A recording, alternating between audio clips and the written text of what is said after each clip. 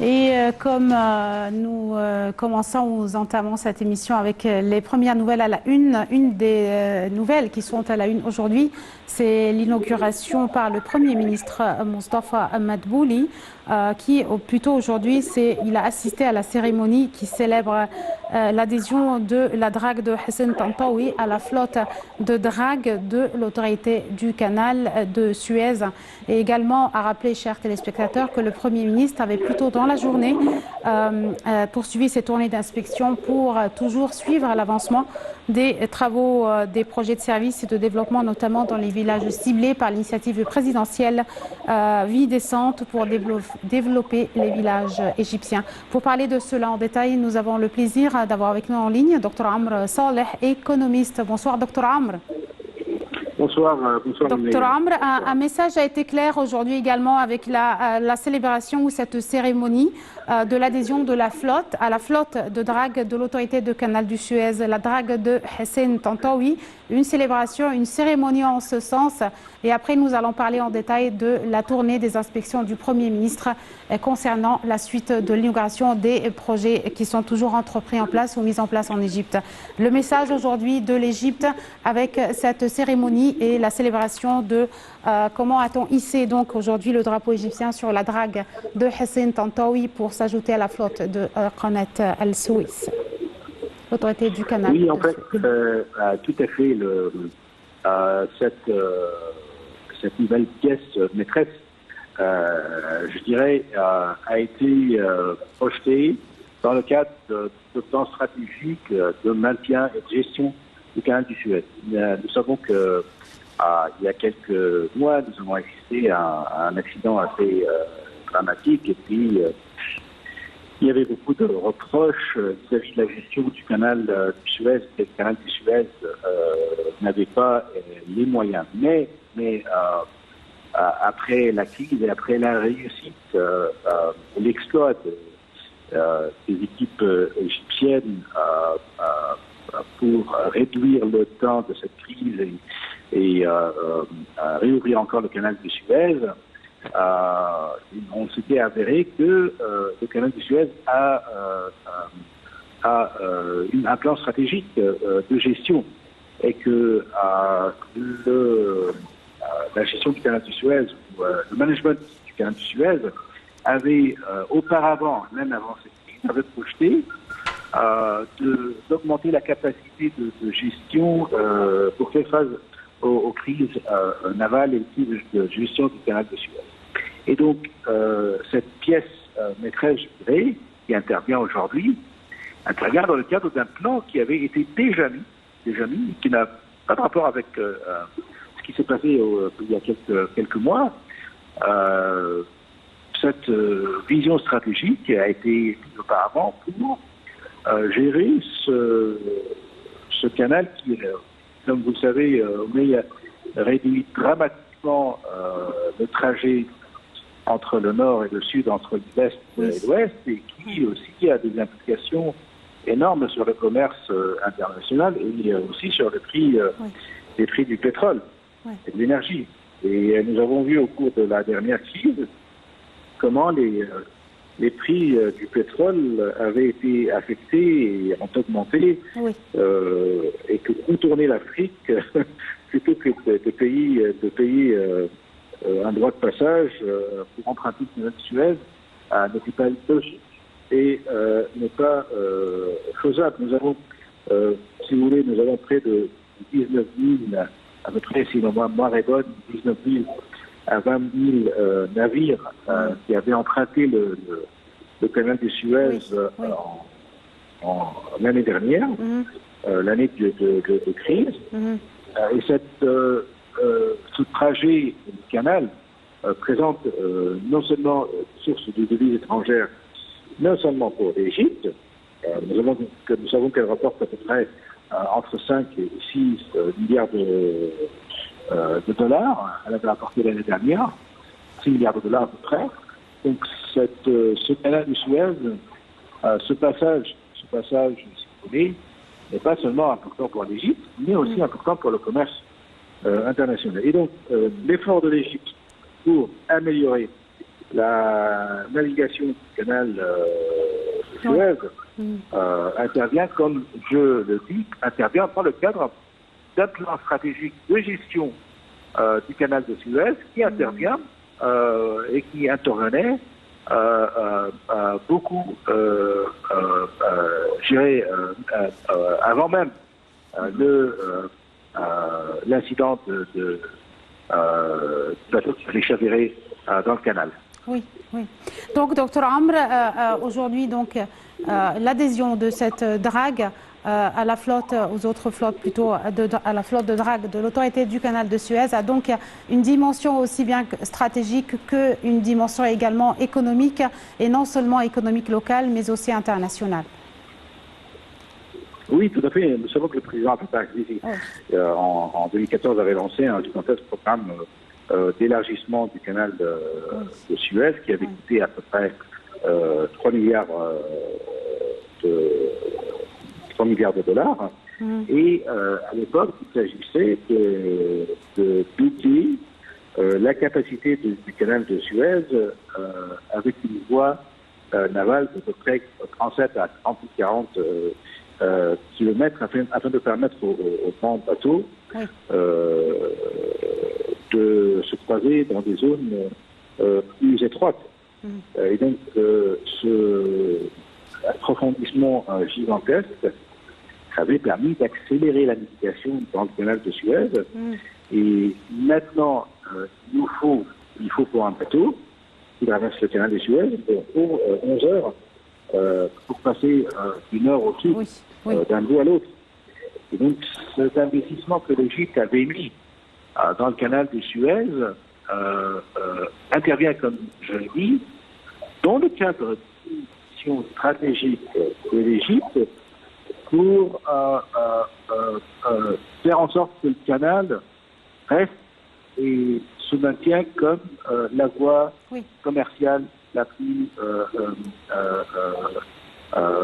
choisie et le choix capital et essentiel, le premier choix, je dirais, d'un avenir et surtout du commerce international. D'accord. Dr Amr, en parallèle également, plus tôt dans la journée, le Premier ministre Dr Moustapha Madbouli avait poursuivi sa tournée d'inspection pour suivre l'avancement des projets et des services qui sont censés développer beaucoup mieux, bien sûr, les villages en Égypte dans le cadre de l'initiative du président Al-Sisi, Vie décente.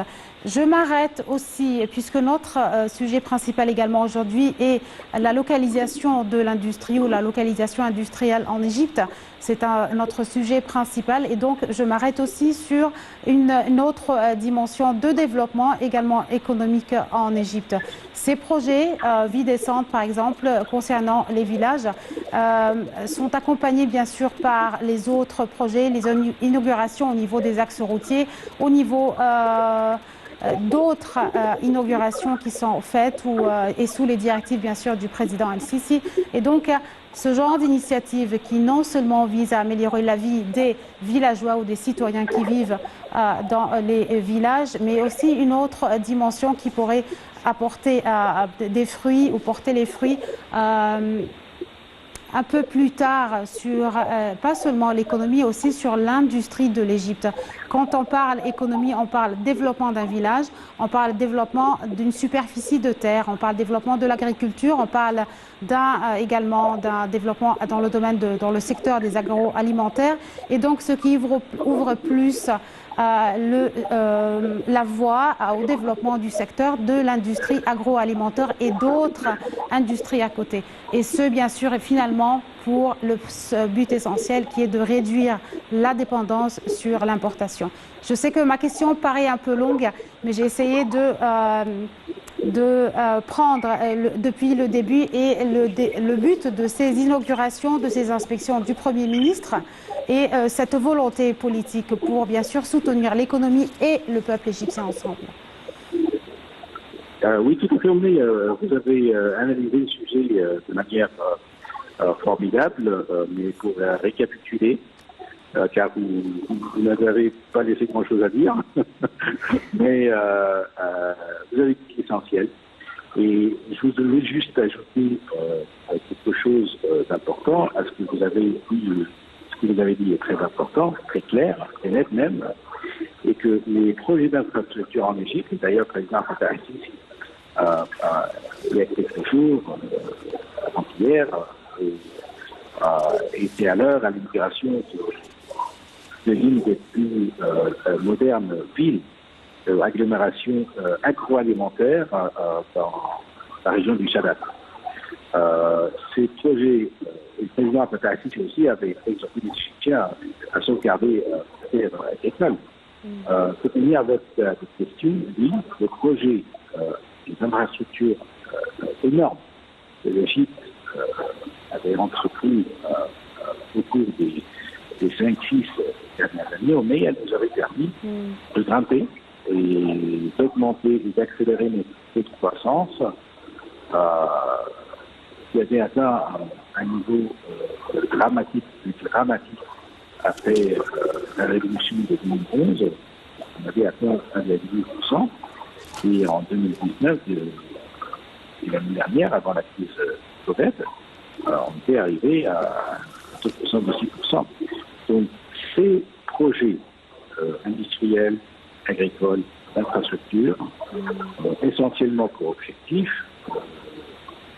non seulement d'augmenter le taux de croissance, mais aussi essentiellement d'augmenter le taux d'investissement dans le secteur stratégique de l'économie, mais aussi de faire en sorte que ces investissements soient capables non seulement d'augmenter, comme j'avais dit, le PIB, mais aussi de créer des emplois. Ça, c'est un point très essentiel.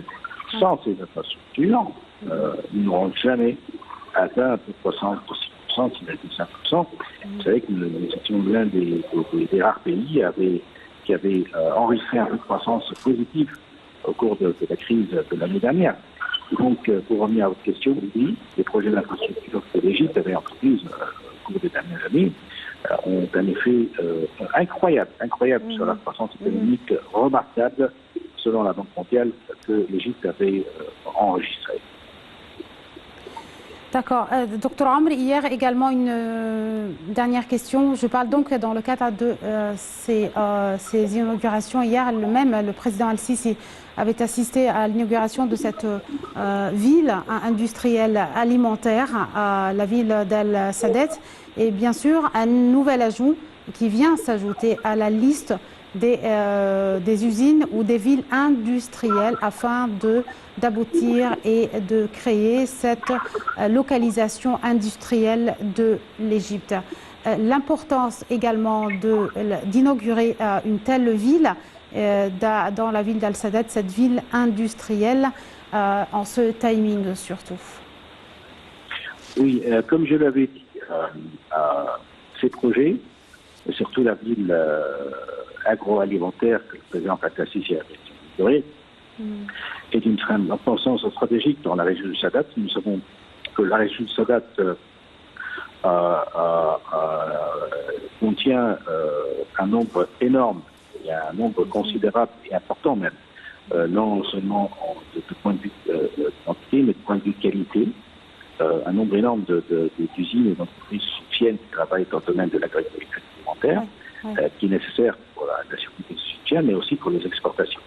Et donc, je l'avais dit il y a quelques jours, j'avais dit que ce projet est stratégique, mais aussi très intelligent. Pourquoi très intelligent? Parce que nous avons besoin d'augmenter nos capacités d'industrialisation agroalimentaire et d'exportation. Et ça, c'est une vision stratégique très intelligente. Du point de vue géographique, l'endroit et le lieu où cette ville est construite, dans la région de Sadat, n'est pas loin de la région du Monofei, du gouvernorat Monofei. Elle est d'ailleurs à l'extrémité du gouvernorat de Monofei.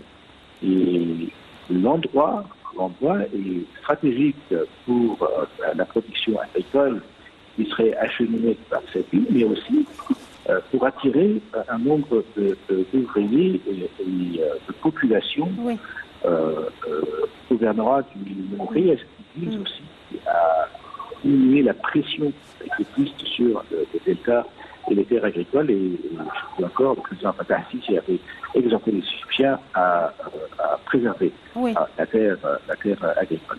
Et donc, oui, comme vous l'avez dit, ce projet aussi intervient dans le cadre des grands projets d'infrastructure égyptienne. Le gouvernement, depuis des années, le président Fattah al-Sisi pousse depuis des années à construire et élaborer en Égypte. D'accord. Docteur Amr Saleh, vous êtes économiste. Merci beaucoup de votre intervention. Merci.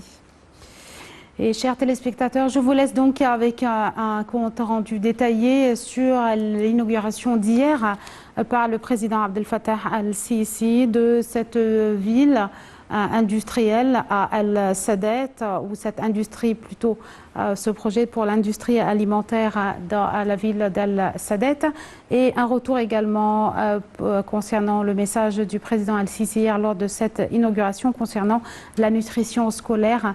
Et je vous laisse avec ma collègue Sarah Al-Marabi, on revient avec plus de détails. Merci.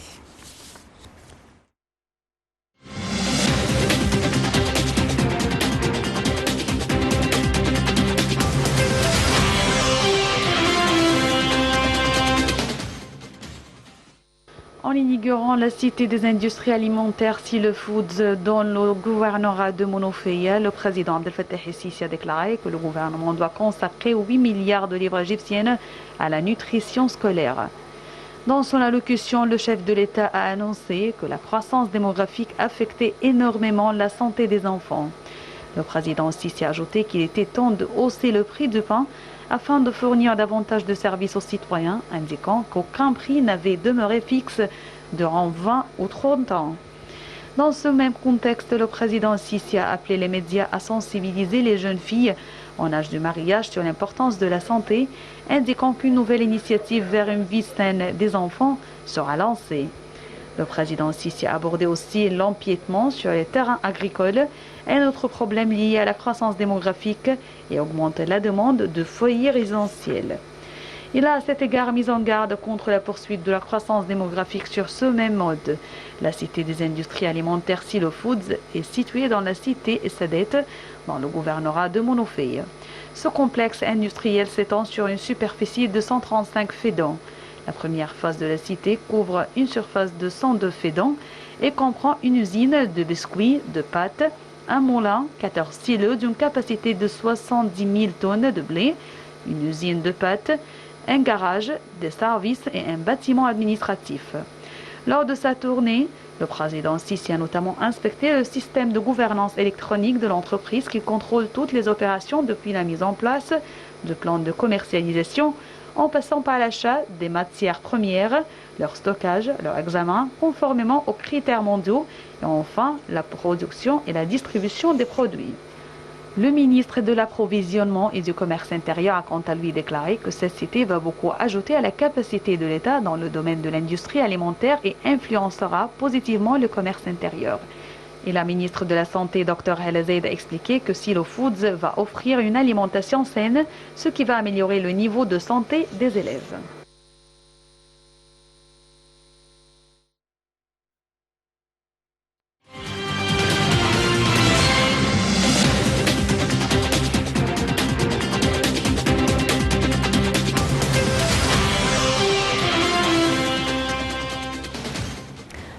Retour donc à notre sujet principal, la localisation industrielle en Égypte, ou la localisation de l'industrie en Égypte. Et c'est dans ce contexte que le président Abdel Fattah al-Sisi s'était réuni auparavant avec le Premier ministre Dr Mustafa Madbouli et également la ministre du Commerce et de l'Industrie Dr Nevin Gama.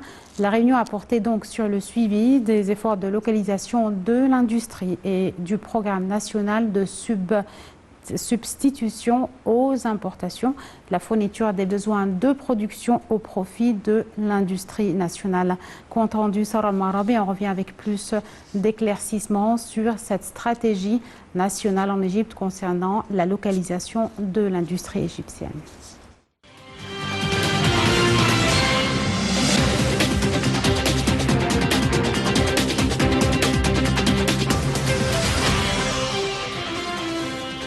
Lors de la réunion du président Abdel Fattah el-Sisi avec le Premier ministre Dr Mostafa Madbouli et la ministre du Commerce et de l'Industrie Nevin Guema, le chef de l'État a dirigé d'établir des complexes industriels dans de nouvelles zones géographiques au niveau de la République et de fournir les ressources financières nécessaires et d'intégrer le système de complexes industriels avec la stratégie d'approfondissement de la composante locale en la reliant logistiquement au réseau routier et aux nouvelles infrastructures au niveau de la République. Le chef de l'État a également instruit de réaliser des études approfondies pour le transfert de la technologie industrielle moderne dans des domaines prioritaires en partenariat avec de grandes entreprises internationales ayant une longue expérience afin d'assurer la durabilité et la stabilité de ces industries en Égypte à long terme. Le président Sisi a également dirigé de développer le système de diverses écoles techniques, industrielles et le renforcement des capacités de leurs employés en partenariat et en coopération avec le secteur privé et à l'appui des spécialisations industrielles dans divers secteurs qui sont dans l'intérêt de plans de développement global en Égypte.